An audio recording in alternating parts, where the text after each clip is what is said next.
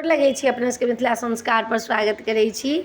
देखियो आई वीडियो लऽ के एलहुँ हँ अपने सब लग में जे नाग पंचमी कहिया छै।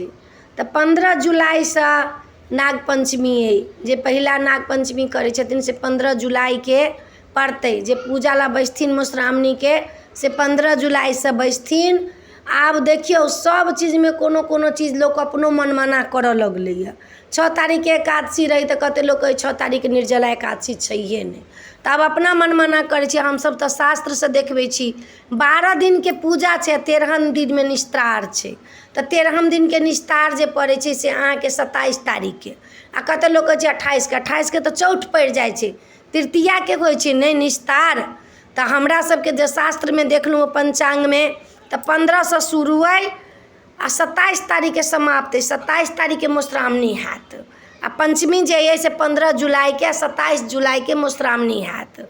से अपने सबके बता देलहुँ हँ। आब सब चीज में लोग अपना मनमाने करऽ लगलैए, शास्त्र के हिसाब से चलबे नहीं करै छै। सब दिन अगलो साल जे रहे से 13 दिन पर रहे, कहियो 13 दिन पर, कहियो 14 दिन पर, 15 दिन पर कहियो नहीं होइ छै। 13 दिन कि 14 दिन 12 पूजा हेतै, 13 दिन पर निस्तार हेतै। 12 पूजा छै, 13 निस्तार छै।